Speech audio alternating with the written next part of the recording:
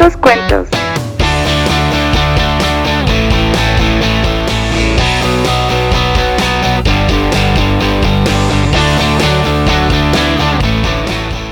Empecemos entonces estos cuentos sobre cuentos, por lo menos lo que nos cuentan que es el principio de la mecánica cuántica, de la física cuántica, para corregir problemas que no se podían explicar por la física clásica.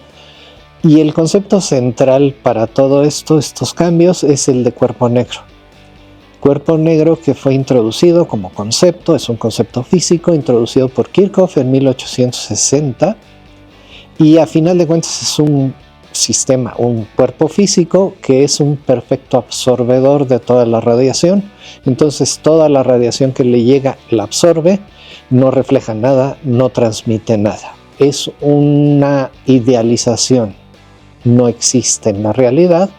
Ejemplos cercanos al cuerpo negro, por ejemplo, la lava que fluye de un volcán, que cuando está caliente se pone roja. Esa emisión es emisión por la temperatura a la que está la lava, o el filamento de un foco, o un metal de fundición que cambia de color.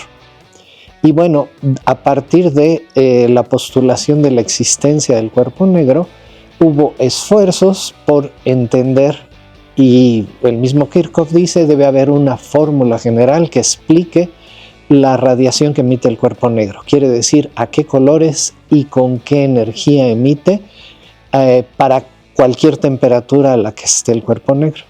Hay varios esfuerzos en ese sentido y hay físicos muy ilustres del siglo XIX.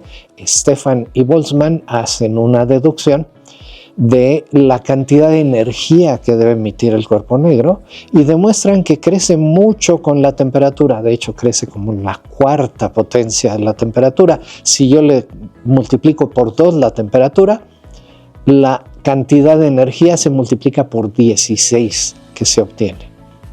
También otro físico muy importante de fines del siglo XIX, Wilhelm Wien o Willy Wien, es el primero que hace un esfuerzo grande para encontrar una fórmula que describa el cuerpo negro. Sabe que es una aproximación la que está haciendo, pero a final de cuentas obtiene una primera fórmula. Willy Wien, por cierto, va a ser un personaje más adelante en varios de nuestros capítulos. Un poco más adelante, Lord Rayleigh, un prestigiadísimo físico inglés, presenta una deducción, es en mayo de 1900, una deducción del cuerpo negro, en donde usa la física clásica y se encuentra con un problema, que si usa tal y como la física clásica, resulta que la emisión para frecuencias cortitas debe crecer indefinidamente y a final de cuentas el cuerpo estaría emitiendo un infinito de energía, cosa que sabemos que no es cierta, no puede haber energías infinitas. Entonces, en su primer artículo, él de plano, como hacemos muy frecuentemente los físicos, dice: voy a corregir mi fórmula para que no salga ese infinito. 4 años después o 5 años después, él vuelve a escribir un artículo en el que ya hace un cálculo mucho más detallado. Poquito tiempo después, un colega suyo, también de Inglaterra, Sir James Jeans, hace un cálculo parecido y dice: curiosamente me dan resultados que se parecen mucho a los de Rayleigh, pero son 8 veces menores. La energía que obtengo es 8 veces menor que la que predice Rayleigh. Rayleigh lee el artículo de Jeans y se da cuenta que se había equivocado en el cálculo y que efectivamente su cálculo estaba 8 veces más grande que lo que debería ser. En un tercer artículo, entonces, Rayleigh reconoce su error y dice: bueno, pues en fin, ya los resultados van en esta dirección, pero no pueden estar bien otra vez porque aparecen estos infinitos de energía. Bueno, en principio este infinito de energía que aparece a frecuencias grandes se conoce como la catástrofe ultravioleta. porque el ultravioleta es la región de frecuencias grandes del espectro electromagnético. Pero hay un problema con presentar la historia así en estos términos, porque primero resulta que entre el primer artículo de Rayleigh y el segundo aparece un artículo de un tal Max Planck, que va a ser el personaje de nuestro segundo capítulo, en el que introduce una hipótesis extraña, la hipótesis cuántica, en donde él obtiene una expresión, como vamos a ver más adelante, que describe muy bien al cuerpo negro.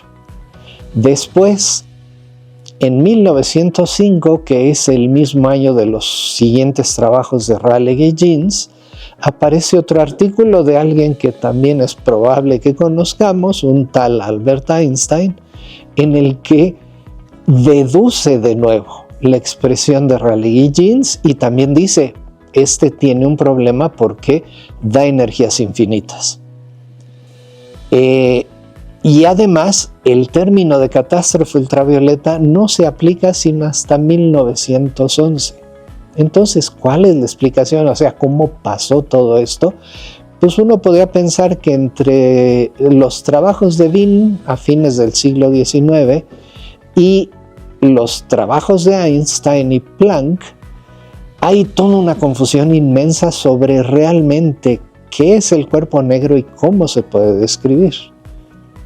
Entonces, para citar directamente a Rayleigh, en el primer artículo de 1905, dice una comparación crítica de los dos procesos, el de Rayleigh y el de Planck, sería de mucho interés, pero como no he logrado dar seguimiento al razonamiento de Planck, no puedo encargarme de la tarea. Entonces, a final de cuentas, un grandotote de la ciencia está reconociendo en 1905 que hay un problema no resuelto que aparentemente fue resuelto por Planck, según él. Vamos a ver que sí lo resuelve Planck y que él no entiende lo que está haciendo Planck. Entonces, entre otras cosas, sirve esto como ejemplo para ver que los grandes de la ciencia a veces se equivocan, a veces no entienden las cosas y sin embargo sus contribuciones no dejan de ser de inmensa importancia. Nos vemos en el siguiente capítulo donde veremos entonces qué hace este otro hombre, Max Planck, para interpretar el cuerpo negro.